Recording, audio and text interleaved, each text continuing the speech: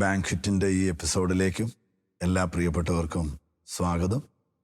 കർത്താവായ യേശുക്രിസ്തുവിൻ്റെ നാമത്തിൽ എല്ലാവർക്കും സ്നേഹവും വന്ദനവും അറിയിക്കുന്നു.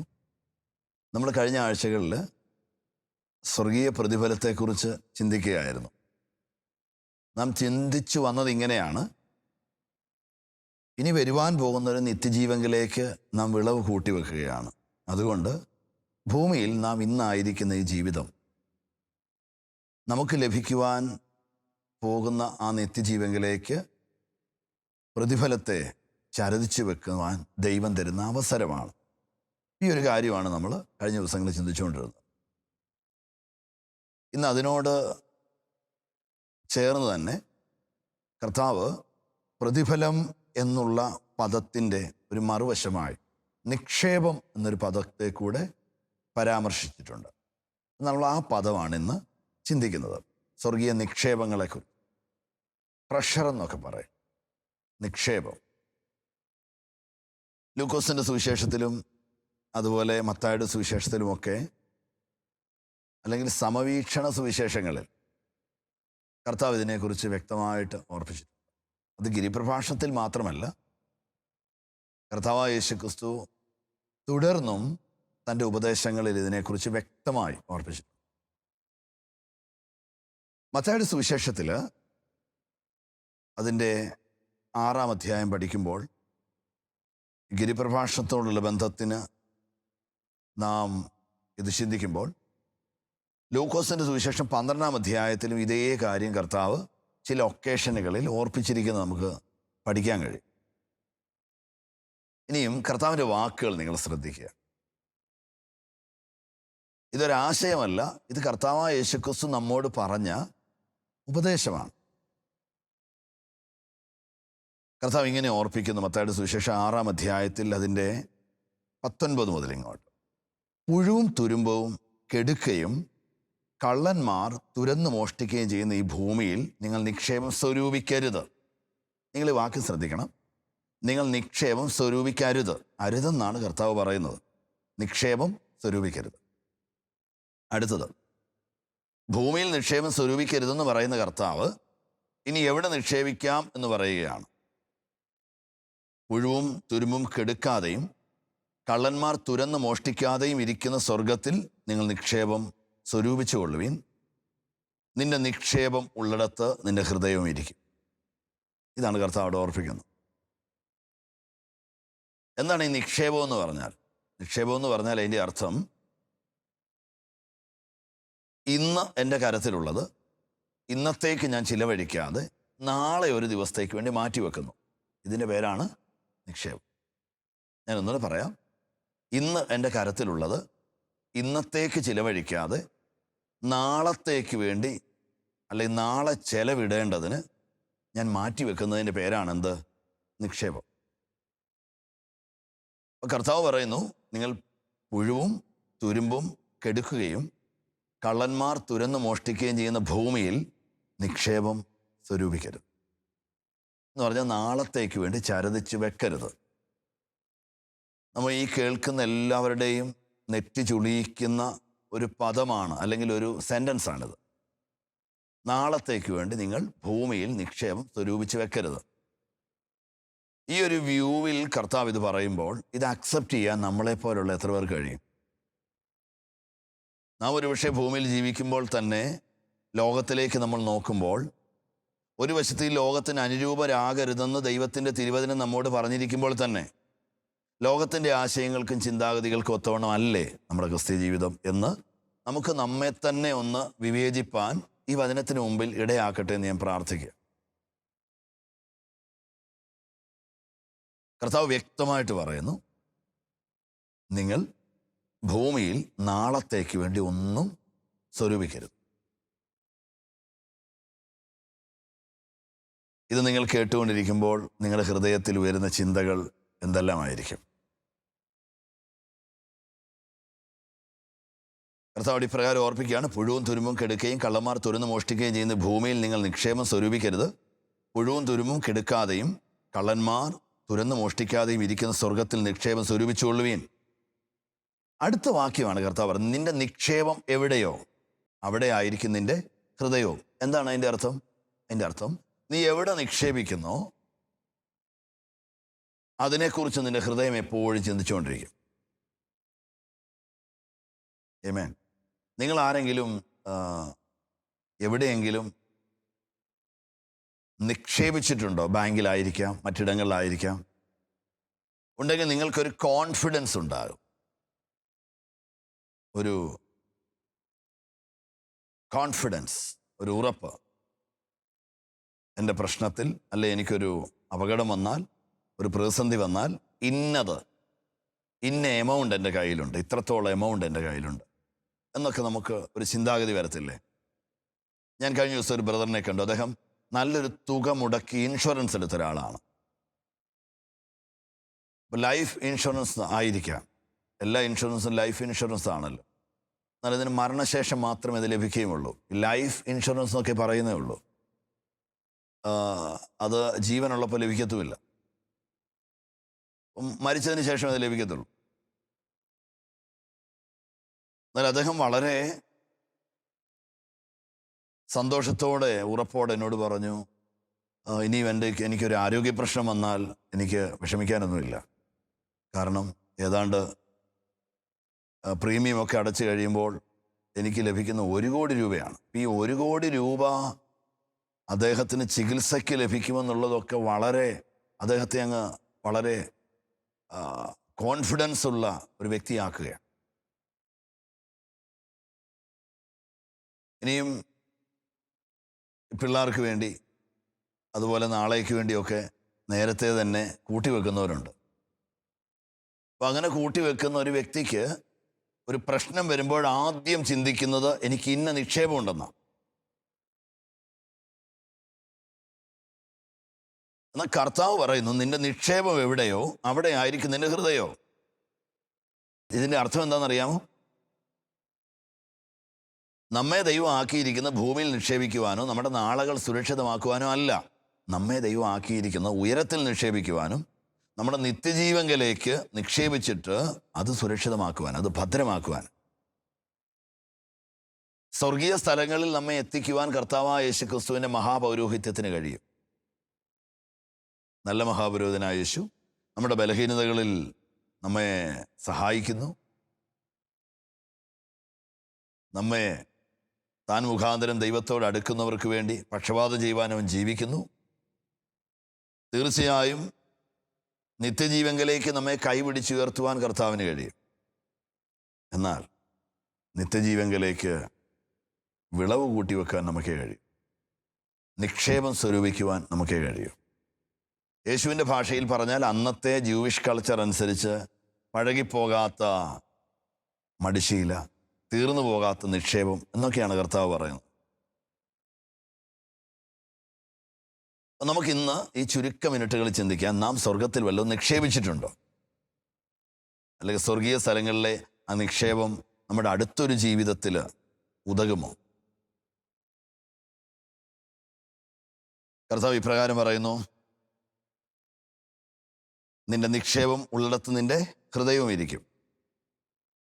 ഈ വാക്യം വളരെ ശ്രദ്ധിക്കുക. നിന്റെ നിക്ഷേപം ഉള്ളിടത്ത് നിന്റെ ഹൃദയവും ഇരിക്കും. എന്താണ് അതിൻ്റെ അർത്ഥമെന്ന് ഒന്നുകൂടി പറയാം. ദൈവം മനുഷ്യന് സമ്പത്ത് നൽകുമ്പോഴാണ് അവൻ്റെ ഹൃദയം എവിടെ ഇരിക്കുന്നുവെന്ന് മനസ്സിലാകുന്നത്.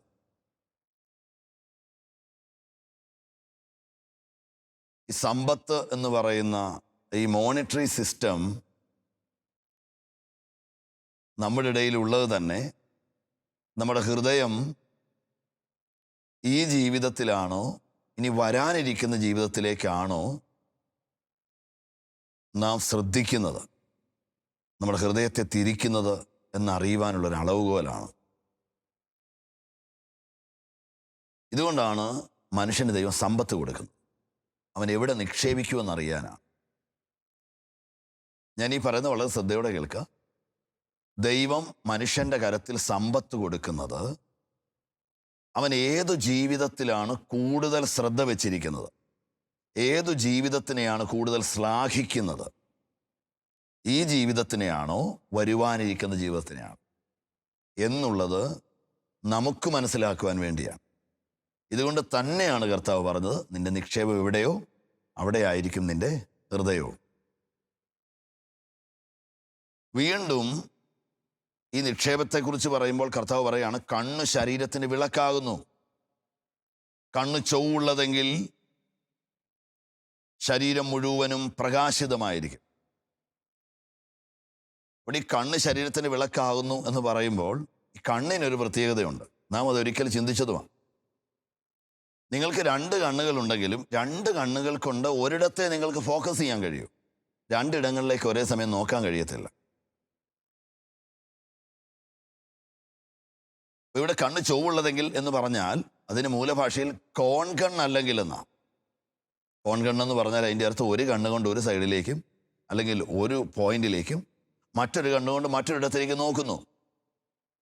നിങ്ങൾ കണ്ണ് ചൊവ്വുള്ളതെങ്കിൽ ശരീരം മുഴുവൻ പ്രകാശിതമായിരിക്കും. ഒന്നുകൂടി പറഞ്ഞ് 2 കണ്ണുകൊണ്ടും ഒരേ സ്ഥലത്തേക്ക് നോക്കുന്നത് പോലെ നിങ്ങൾ നോക്കണം. അതെങ്ങനെ നോക്കണം? അടുത്ത വാക്യത്തിൽ പറയുകയാണ്, കണ്ണ് കേടുള്ളതെങ്കിലോ നിന്റെ ശരീരം മുഴുവൻ ഇരുണ്ടതായിരിക്കും. എന്നാൽ നിന്നിലുള്ള വെളിച്ചം ഇരുട്ടായാൽ ഇരുട്ടത്ര വലിയത്. 2 യജമാനന്മാരെ സേവിപ്പാൻ ആർക്കും കഴിയത്തില്ല. അവിടെ യജമാനന്മാരാരാണെന്നാണ് പറയുന്നത്. 1 ദൈവത്തെയും 2 മമ്മോനെയും സേവിപ്പാൻ ആർക്കും കഴിയത്തില്ല. കർത്താവ് ഇത് പറയുന്നത് നമ്മുടെ ഈ ലോക ജീവിതത്തിൽ നിക്ഷേപിക്കുന്നതും സ്വർഗീയ സ്ഥലങ്ങളിൽ നിക്ഷേപിക്കുന്നതിനെ കുറിച്ചുമാണ്. നിങ്ങൾ ഒരു കണ്ണുകൊണ്ട് മമ്മോനെ നോക്കുകയും അഥവാ ധനത്തെ നോക്കുകയും ഈ ലോകത്തിൽ നിക്ഷേപത്തെ നോക്കുകയും മറു കണ്ണുകൊണ്ട് ദൈവത്തെ നോക്കുകയും നിത്യജീവങ്കിലേക്ക് വിളവ് കൂട്ടി വെക്കുകയും ചെയ്യുവാനാണ് ശ്രമിക്കുന്നതെങ്കിൽ നിങ്ങൾ ഇരുട്ടിൽ പതിക്കുമെന്നാണ് കർത്താവ് പറയുന്നത്.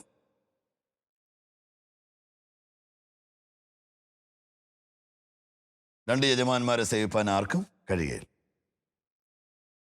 അതുകൊണ്ട് 2 കണ്ണുകൊണ്ടും സ്വർഗീയമായതിനെ നോക്കുക. ഇതാണ് ഇവിടെ ദൈവത്തിൻ്റെ തിരുവചനം ഓർപ്പിക്കുന്നത്. നിങ്ങൾക്ക് ദൈവത്തെയും മമ്മോനെയും സേവിപ്പാൻ കഴിയുകയില്ല. അതുകൊണ്ട് ഞാൻ നിങ്ങളോട് പറയുന്നത്, നാളെയെക്കുറിച്ച് വിചാരപ്പെടരുത്. അപ്പം എൻ്റെ നാളകൾ എന്തായിരിക്കും എന്ന് വിചാരപ്പെടുന്ന ഒരുവന് സ്വർഗത്തിൽ തനിക്ക് വേണ്ടി ഒരു നിക്ഷേപത്തെ സ്വരൂപിക്കാൻ കഴിയത്തില്ല. കാരണം ഞാൻ സ്വർഗീയമായത് ഇനി വരുവാനുള്ളതായതുകൊണ്ട് ഈ ലോകത്തിൽ ഇന്ന് ജീവിച്ച് തീർക്കട്ടെ എന്നവൻക്ക് കരുതുവാനിടയായി. അതുകൊണ്ട് കർത്താവ് നമ്മോട് പറയുന്നു, നിങ്ങൾ ഭൂമിയിൽ നിക്ഷേപം സ്വരൂപിക്കരുത്.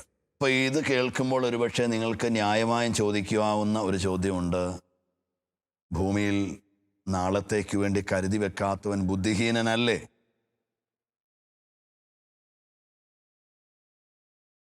നാളത്തേക്ക് വേണ്ടി കരുതി വെക്കുന്നില്ലെങ്കിൽ നാളുകൾ എങ്ങനെ ശോഭനമാകും? കർത്താവ് നമ്മോട് പറയുന്നു, നിങ്ങൾ ഭൂമിയിൽ നിക്ഷേപിക്കരുത്, നാളേക്ക് വേണ്ടി ചരുതിക്കരുത്. മറിച്ച് ദൈവത്തിൻ്റെ തിരുവചനം ആകമാനം പഠിച്ചാൽ, പുതിയ നിയമം മുഴുവൻ പഠിച്ചാലും പഴയ നിയമത്തിൽ നിന്ന് നാം ദൈവവചന സൂക്തങ്ങൾ പഠിച്ചാലും നമുക്ക് മനസ്സിലാവുന്ന ഒരു കാര്യമുണ്ട്. എന്താണെന്നറിയാമോ? അന്നന്നത്തേക്ക് വേണ്ടിയുള്ളത് നിങ്ങൾക്കുണ്ട് എന്ന് നിങ്ങൾ തിരിച്ചറിഞ്ഞാൽ മിച്ചമുള്ളത് നാളത്തേക്ക് വേണ്ടി കരുതി വെക്കാതെ ആവശ്യക്കാരന് കൊടുക്കുക. ഇതാണ് ദൈവത്തിൻ്റെ തിരുവചനം. ഞാൻ ഒരിക്കൽ കൂടി പറയാം.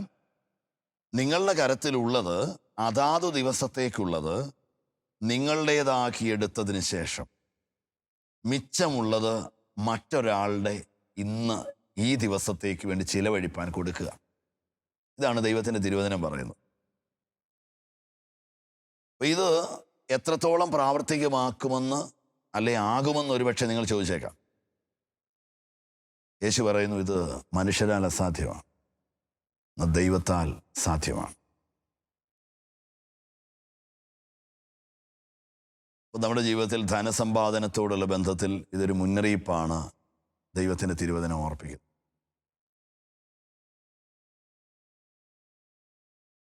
ദൈവവചനത്തിലെ ചില ഭാഗങ്ങൾ സ്വന്തം ജീവിതത്തിൻ്റെ ഒരു ദൈവശബ്ദമായിട്ട് ഏറ്റെടുത്ത്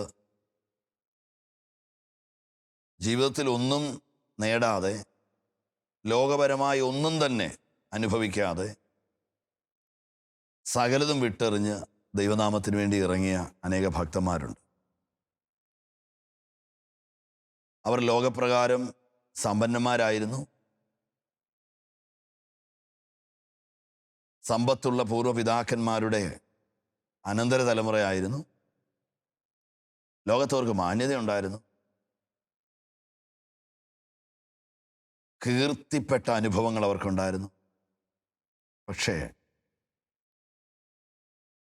നിനക്കുള്ളതെല്ലാം വിറ്റ് ദരിദ്രർക്ക് കൊടുക്കുക എന്നുള്ള ഒരു തിരുവചനത്തെ മാത്രം കണ്ടിട്ട് അത് തങ്ങളോടുള്ള ദൈവശബ്ദമായി തിരിച്ചറിഞ്ഞിട്ട് സകലതും കർത്താവിൻ്റെ രാജ്യത്തിന് വേണ്ടി എഴുതി കൊടുത്തിട്ട് ദൈവവേലയ്ക്ക് വേണ്ടി പുറപ്പെട്ട മഹാരഥന്മാർ നമ്മുടെ ഇടയിലുണ്ടായിരുന്നു. വാസ്തവത്തിൽ അങ്ങനെയുള്ളവർ വില കൊടുത്തതിൻ്റെ ഫലമായിട്ടാണ് നാം ഒക്കെ ഇന്ന് ഈ ആത്മീയ ജീവിതത്തിൽ, ഈ ക്രിസ്തീയതയിൽ നിലനിൽക്കുന്നത്. അപ്പം ഏതെങ്കിലും ഒരു കാലഘട്ടത്തിൽ, അല്ലെങ്കിൽ എല്ലാ കാലഘട്ടങ്ങളിലും ഭോഷത്വമെന്ന് ലോകം ചിന്തിക്കുന്നതിനെ ഒരു സ്വർഗീയ ആദർശമായിട്ട് ഏറ്റെടുത്തിട്ട് എല്ലാവരും ചെയ്യാൻ മടിക്കുന്നതിനെ ദൈവത്തോടുള്ള അനുസരണം എന്നുള്ള നിലയിൽ ചെയ്യുവാൻ തന്നെത്താൻ സമർപ്പിച്ചു കൊടുത്തവർ. അങ്ങനെ ദൈവകരങ്ങളിൽ ഏൽപ്പിച്ച സകലരെയും സ്വർഗം വാത്സല്യത്തോടെ നോക്കിയിട്ടുണ്ട്. അവർ ലോകത്തിൽ തണ്ടിന്മേൽ കൊളുത്തി വെക്കപ്പെട്ട വിളക്ക് പോലെയും മലമേലിരിക്കുന്ന പട്ടണം പോലെയും ശോഭിക്കപ്പെട്ടു.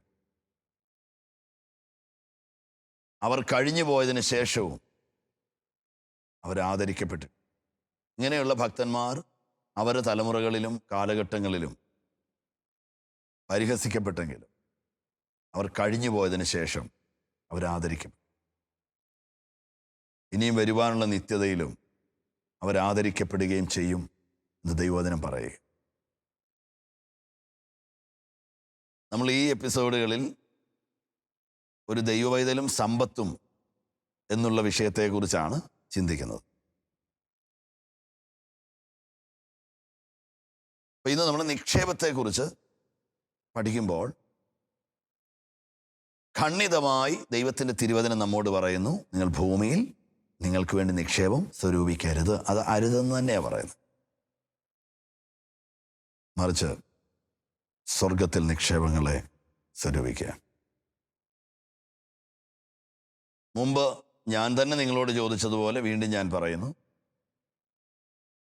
ഈ തിരുവചന ഭാഗങ്ങൾ കേട്ടാൽ ഒരു പക്ഷേ നാളുകളെക്കുറിച്ച്, നാളെ ഈ ലോകത്ത് നിലനിൽക്കേണ്ടത് കൊണ്ട് സമ്പാദ്യം ആവശ്യമില്ലേ, നാളെയെക്കുറിച്ച് ചിന്തിക്കാതിരിക്കുന്ന ഭോഷത്വമല്ലേ എന്ന് ചോദിക്കുന്ന അനേകർ കാണും. എന്നാൽ ഇന്ന് എന്നെ നടത്തുന്ന അതേ പിതാവ് ഔവണ്ണം തന്നെ അതേ മഹത്വത്തോടെ നാളെയും എന്നെ നടത്തും എന്നുള്ള തിരിച്ചറിവുണ്ടെങ്കിൽ തീർച്ചയായും ആകുലതകളില്ലാതെ, വിചാരപ്പെടലുകളില്ലാതെ നമുക്ക് ദൈവത്തെ സേവിക്കാൻ കഴിയും. Praise God.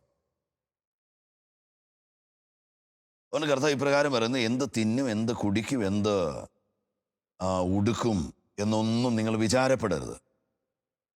കാരണം സ്വർഗസ്ഥനായ പിതാവ് നിങ്ങളെ പുലർത്തും. Praise God. വാസ്തവത്തിൽ ദൈവമക്കളെ കരുതുന്ന ഒരു അപ്പനെക്കുറിച്ച് കർത്താവ് അവിടെ ഓർപ്പിക്കുക. കർത്താവ് പറയുന്നു, നിങ്ങളുടെ ആവശ്യങ്ങൾ സ്വർഗസ്ഥനായ പിതാവ് മുന്നമേ അറിയുന്നു. നിങ്ങൾക്ക് ആവശ്യങ്ങൾ ഉണ്ടെന്ന് നിങ്ങളെക്കാൾ അറിയുന്നവൻ നിങ്ങളുടെ അപ്പനാണ്. ആ അപ്പൻ നിങ്ങളെ കരുതുമോ ഇല്ലയോ എന്നുള്ള നിങ്ങളുടെ ഭയത്തിൽ നിന്നാണ്, നിങ്ങളുടെ ഉത്കണ്ഠയിൽ നിന്നാണ് നിങ്ങൾ നാളത്തേക്ക് വേണ്ടി ചരിച്ചു വെക്കുന്നത്. ഭൂമിയിൽ ഞാനിത് പറയുമ്പോൾ നാളേക്ക് വേണ്ടിയുള്ളൊരു നിക്ഷേപം നിങ്ങളുടെ കരത്തിലിരിക്കുകയും അതേസമയം തന്നെ നിങ്ങളുടെ കൂട്ടു സഹോദരങ്ങളോ നിങ്ങളുടെ രക്തബന്ധങ്ങളോ നിങ്ങളുടെ കൂട്ടുകാരോ ഒരാവശ്യത്തിൽ ഞരങ്ങുകയും ചെയ്യുന്നെങ്കിൽ ദൈവവചനം നിങ്ങളെ ശാസിക്കുന്നു. യാക്കോബിൻ്റെ ലേഖനമൊക്കെ ഇങ്ങനെ നാളേക്ക് വേണ്ടി ചരുതിച്ചു വെക്കുകയും ഇന്ന് സഹോദരൻ്റെ വിശപ്പും ദാഹവും കാണുമ്പോൾ മുഖം മറയ്ക്കുകയും ചെയ്യുന്നവരെ ശകാരിക്കുകയും ശാസിക്കുകയുമാണ് ചെയ്യുന്നത്.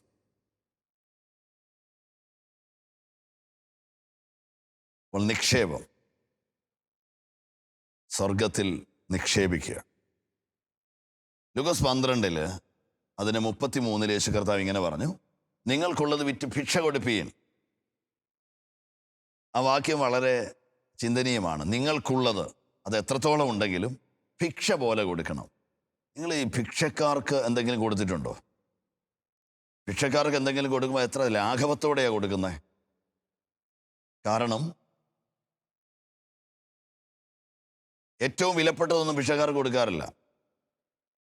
കരത്തിലുള്ള ഏറ്റവും ചെറുതാണ് കൊടുക്കാറുള്ളത്. ഇവിടെ കർത്താവ് പറയുന്നു, നിങ്ങൾക്കുള്ളത് വിറ്റ് ഭിക്ഷ കൊടുക്കുക. എന്തിന്? കള്ളന്മാർ അടുക്കുകയോ പുഴുകെടുക്കുകയോ ചെയ്യാത്ത സ്വർഗത്തിൽ പഴകിപ്പോകാത്ത മടിശീലകളും തീർന്നു പോകാത്ത നിക്ഷേപവും നിങ്ങൾക്കുണ്ടാക്കിക്കൊള്ളുക. ആ വാക്യം നിങ്ങൾ ശ്രദ്ധിച്ചേ, നിങ്ങൾക്കുള്ളത് ഭിക്ഷയായി കൊടുക്കണം. ഏറ്റവും ലീസ്റ്റ് ബോധേഡായിട്ടാണ് ഈ കാര്യത്തിൽ പണത്തെ കൈകാര്യം ചെയ്യാൻ കർത്താവ് ഓർപ്പിക്കുന്നത്. നിങ്ങൾക്കുള്ളത് വിറ്റ് ഭിക്ഷ കൊടുക്കുക. എന്നിട്ട് സ്വർഗത്തിൽ നിക്ഷേപം സ്വരൂപിച്ചു എന്ന് പറഞ്ഞാൽ നമുക്കുള്ളത് മുഴുവനും കൊടുത്താലും നമുക്ക് കൈവരുവാൻ പോകുന്ന സ്വർഗീയ നിക്ഷേപത്തെക്കുറിച്ച് ഓർത്താൽ ഇത് ഒരുവനൊരു ഭിക്ഷ കൊടുക്കുന്നത് പോലെയുള്ളൂ എന്നാണ് കർത്താവ് ഓർപ്പിക്കുന്നത്. Praise God. അപ്പോൾ ഈ സ്വർഗീയമായത് എൻ്റെ അക്കൗണ്ടിൽ എത്രത്തോളം എനിക്ക് ചരദിക്കാം എന്നുള്ള ആ ഒരു മെഡിറ്റേഷൻ ഈ ദിവസങ്ങളിൽ നമുക്ക് ആവശ്യമാണ്. മിക്കവാറും പേര് ചിന്തിക്കുന്നത് നമുക്ക് വേണ്ടി ദൈവം ഒരുക്കി വച്ചിരിക്കുന്നതെല്ലാം അനുഭവിക്കുവാൻ വേണ്ടിയാണ് നാം സ്വർഗീയ സ്ഥലങ്ങളിലേക്ക് ചെല്ലുന്നതെന്ന്. എന്നാൽ അങ്ങനെയല്ല. നാം നമുക്ക് വേണ്ടി സമ്പാദിച്ചതും നാം നമുക്ക് വേണ്ടി കൂട്ടിവെച്ചതും അനുഭവിപ്പാനാണ് നാം ഉയരത്തിലേക്ക് ചെല്ലുന്നത്, അടുത്തൊരു ജീവിതത്തിലേക്ക് ചെല്ലുന്നത്. ഇതാണ് ദൈവത്തിൻ്റെ തിരുവചനം നമ്മെ ഓർപ്പിക്കുന്നത്. നമുക്ക് ലൂക്കോസിൻ്റെ സുവിശേഷം 18-ാം അധ്യായത്തിൽ 22-ാം വാക്യത്തിലും ഒരു നീതിമാനായ മനുഷ്യനെ കാണാൻ കഴിയും. യേശു അവനോട് പറയുന്നത്, നിനക്കൊരു കുറവുണ്ട്. നീ ചെറുപ്പം മുതൽ കൽപ്പനകൾ പാലിക്കുന്നവനാകാം. നിനക്കൊരു കുറവുണ്ട്. നിന്റെ കുറവ് നിനക്ക് സ്വർഗത്തിൽ നിക്ഷേപമില്ലെന്നുള്ളതാണ്. അതുകൊണ്ട് നീ പോയി നിനക്കുള്ളതൊക്കെയും വിറ്റ് ദരിദ്രർക്ക് കൊടുത്തിട്ട് സ്വർഗത്തിൽ നിക്ഷേപം ഉണ്ടാക്കിക്കൊള്ളുക. വചനം പറയുന്നു, അവൻ ദുഃഖിതനായി പുറപ്പെട്ടെന്നാണ്. നമുക്കിതിൻ്റെ തുടർമാനമായ ഭാഗങ്ങൾ അടുത്ത ആഴ്ചകളിൽ ചിന്തിക്കാം. ഒരു സ്വർഗീയ നിക്ഷേപത്തെക്കുറിച്ച് തിരിച്ചറിവുള്ളവരാകാം. അതിനായി കർത്താവ് നമുക്ക് സഹായിക്കട്ടെ. നമുക്കൊരു നിമിഷം പ്രാർത്ഥിക്കാം. സ്വർഗീയ പിതാവേ, നന്ദി. ഞങ്ങളെ ഈ ഭൂമിയിലാക്കി വെച്ചിരിക്കുന്നത് ഞങ്ങൾക്ക് വെളിപ്പെടുവാനുള്ള നിത്യജീവങ്കിലേക്ക് വിളവിനെ കൂട്ടിവെക്കുവാനാണെന്നുള്ള ആ ചിന്തയിൽ കർത്താവിൻ്റെ വരം അടുത്തിരിക്കുന്ന ഈ നാളുകളിൽ ഞങ്ങളുടെ ചിന്താധാരകളെ തിരിക്കുവാൻ ഞങ്ങൾ പ്രാർത്ഥിക്കും. ഭൂമിയിലല്ല, സ്വർഗീയമായതിൽ തന്നെ ഞങ്ങളുടെ നിക്ഷേപങ്ങളെ സ്വരൂപിച്ചു വെക്കുന്ന ബുദ്ധിമാന്മാരായി തീരേണ്ടത് ഞങ്ങളെ കർത്താവെ അവിടുത്തെ കരുണയിൽ ഏൽപ്പിക്കുകയാണ്. ഈ തിരുവചന ഭാഗങ്ങൾ അങ്ങനെ ഒരു കൺതുറക്കലിനായി ഞങ്ങളെ ആക്കി തീർക്കുന്ന കൃപയ്ക്കായി സ്തോത്രം. ഞാൻ തിരുസന്നിധിയിൽ ഏൽപ്പിക്കുന്നു, യേശു ക്രിസ്തുവിൻ നാമത്തിൽ തന്നെ, ആമേൻ. കർത്താവിൻ്റെ കൃപ നമ്മോട് കൂടെ ഇരിക്കട്ടെ. കർത്താവ് നമ്മെ അനുഗ്രഹിക്കട്ടെ. Love you all. God bless you.